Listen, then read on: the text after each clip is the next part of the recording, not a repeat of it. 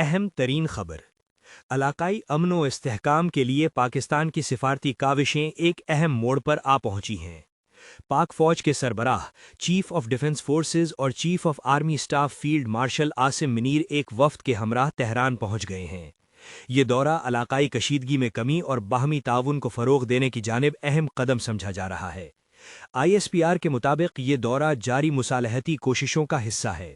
بدھ کو جاری بیان میں بتایا گیا کہ فیلڈ مارشل عاصم منیر ایرانی دارالحکومت میں ہم منصبوں اور اعلیٰ حکومتی عہدیداروں سے ملاقاتیں کریں گے تاکہ علاقائی سیکیورٹی اور دو طرفہ تعلقات پر تبادلہ خیال کیا جا سکے۔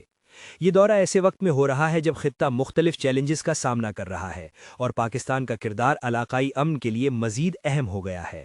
پاکستان نے ہمیشہ تنازعات کے پرامن حل اور باہمی تعاون پر زور دیا ہے۔ ماضی میں بھی پاکستان نے ایران اور سعودی عرب کے درمیان تناؤ کم کرنے اور تعلقات کی بحالی میں تعمیری کردار ادا کیا ہے۔ پاکستان کے ان ممالک سے برادرانہ تعلقات ہیں اور ان میں ہم آہنگی پاکستان کے لیے نہایت ضروری ہے۔ خطے میں امن و استحکام کی بحالی سے اقتصادی ترقی اور خوشحالی کے نئے دروازے کھلیں گے۔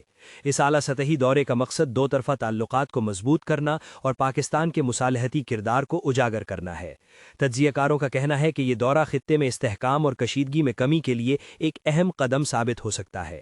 عالمی برادری کی نظریں اس پیش رفت پر مرکوز ہیں کہ پاکستان کی یہ کوششیں کس قدر کامیاب ہوتی ہیں اور خطے کے مستقبل پر کیا مثبت اثرات مرتب کرتی ہیں۔